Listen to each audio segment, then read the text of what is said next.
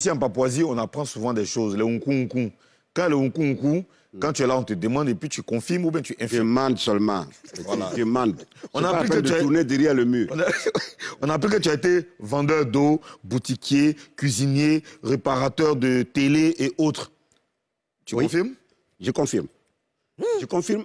Mais avant ça, j'ai travaillé d'abord, j'ai fait des travaux champêtres à la machette, à la daba. Et donc, quand je sortais du village, les ampoules dans ma main, je ne pouvais même pas saluer quelqu'un. Hein, avant d'embrasser ces métiers que vous venez de citer. Non, je comprends pourquoi souvent tu veux engager. Non, mais il faut faire en sorte que je n'engage pas.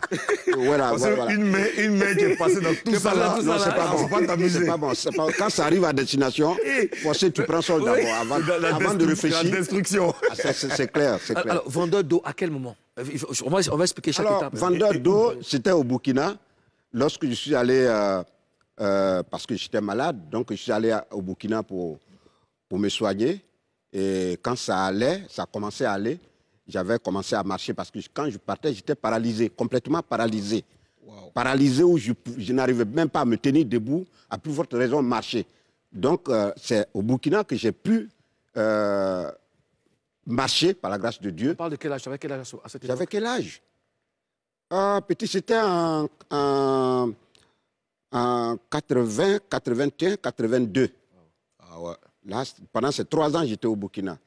Donc, en 82, je ne sais plus quel âge j'avais, mais c'est en ce moment-là que j'avais commencé déjà à marcher.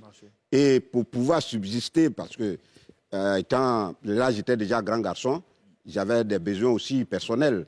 Donc, pour pouvoir joindre les deux bouts, il fallait faire les petits métiers et rien ne souffrait à moi. Alors, il y avait une charrette avec une barrique derrière.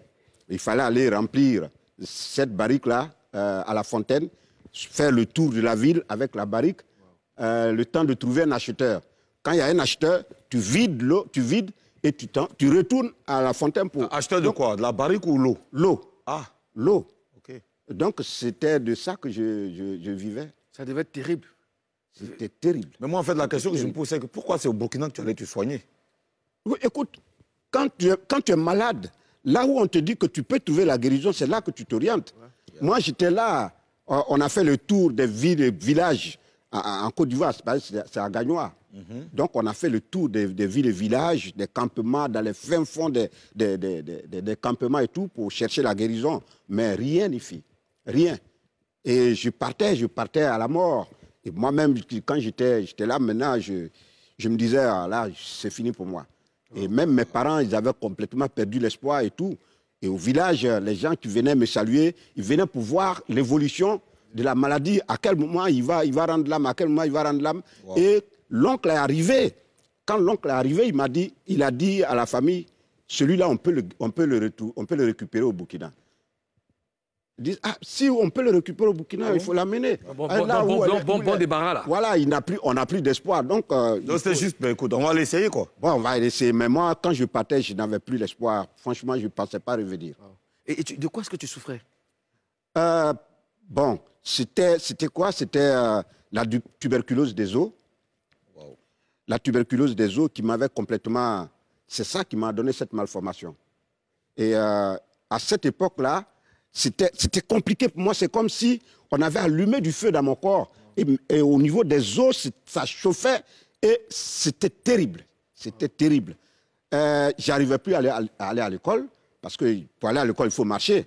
Donc, moi, mon école se situait juste à 1 kilomètre de moi. Mais le temps d'arriver à l'école, je pouvais tomber au moins 7 ou 8 fois. Wow. Avec les béquilles.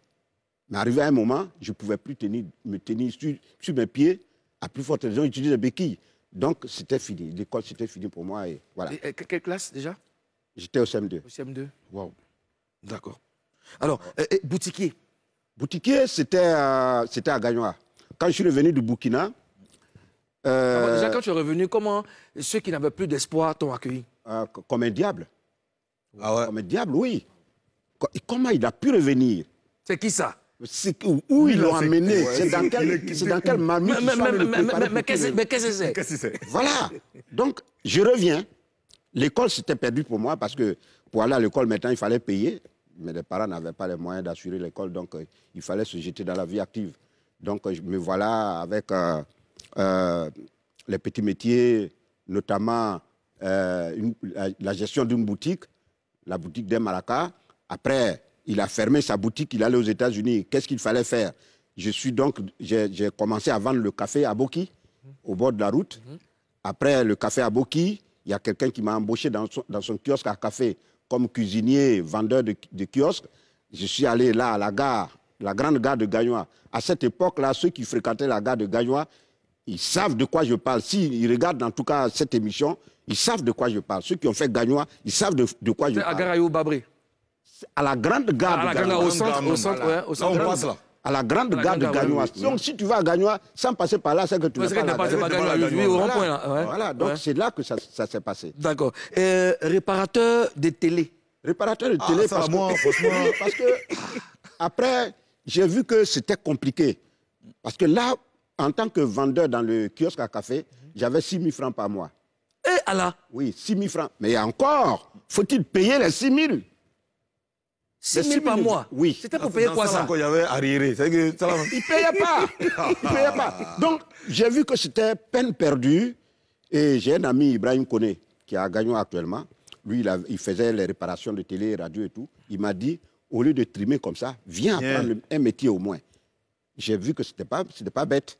Donc, je me suis lancé dans l'apprentissage de ce métier-là. Voilà. Moi je veux savoir... Mais parallèlement, je faisais mes répétitions de théâtre avec le fromager théâtre. Ouais.